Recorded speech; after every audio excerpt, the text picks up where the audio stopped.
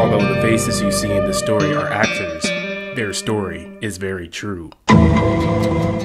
Okay, how about a quick recap of our story? Remember how David and Jonathan were very good friends, and they made a promise to be BFFs for life. However, their promise didn't come without some conflict.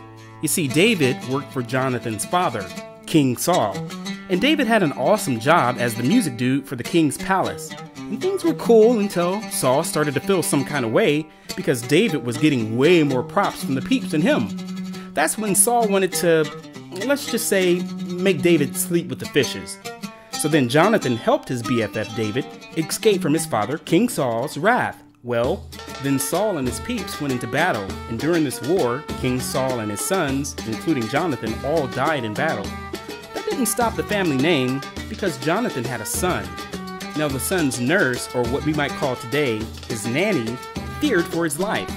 She wanted to protect this little one, and in the process of escaping with the boy, she dropped him. Well, this boy's name was Well, for the sake of the story, let's just call him Seth. Well, after King Saul's demise, David became king. It was all normal and stuff back in the day for a new king to find the family members of the old king and, make them disappear. And I ain't talking about disappear like disappearing in magic. I'm talking about disappear as in sleeps with the fishes disappear. Well, David remembered his promise to his BFF Jonathan and had his peeps find out if there were anybody left from Saul and Jonathan's family. King David found a guy named Ziba who used to work for Saul when he was king. Ziba knew of Seth and brought him to King David.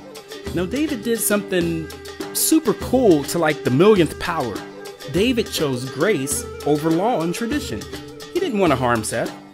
Instead, the king showed him grace and took him in as one of his own. The story doesn't stop there.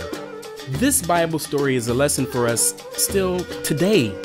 Grace is the unmerited favor of Jesus where he unconditionally loves us, forgives us, and gives us that second chance that we don't deserve, that we couldn't buy, and we couldn't earn. David and Jonathan were friends. They made a promise and they kept it. And through God's grace, Jesus is our friend. And when Jesus is our friend, he makes a promise to us. He lives in us, and he allows us to be who we never thought we could be. And that's grace worth sharing.